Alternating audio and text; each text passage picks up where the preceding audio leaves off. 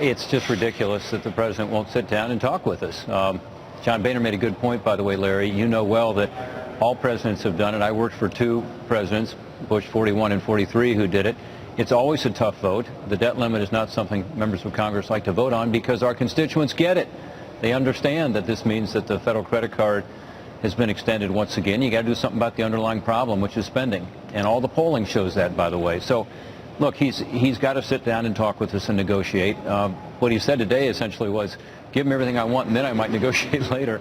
All we're saying is, yes, we ought to reopen government. Yes, we ought to extend the debt limit. But let's do it in a way that keeps to our commitments, which is the Budget Control Act we've already passed, the president has signed.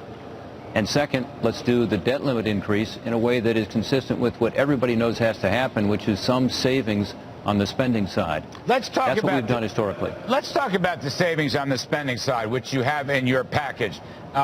You want to keep the sequester levels, the lower budget levels, for at least another year.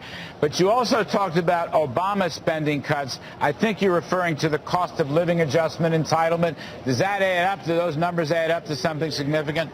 Yeah, Larry, we have an opportunity here sort of to make lemonade out of the lemons. You know, you got a tough situation here. The government's already shut down. We're approaching the debt limit. Let's do something. And by the way, let's do something consistent with the president's own proposals. Because in his budget, he has laid out over $600 billion of changes on mandatory spending, which is the 65% of the budget and the growing part of the budget that we have not touched in the last few years. And let's use the president's own proposals. Look, they're not my top preferences. They may not be yours. But these are proposals the president obviously has fully vetted. He's put forward in his budget. And let's at least make some progress on reducing the growth in that spending. If we did that, I believe the markets would respond very favorably. I think businesses and families would have some certainty. I think we would know we're actually dealing with the underlying problem.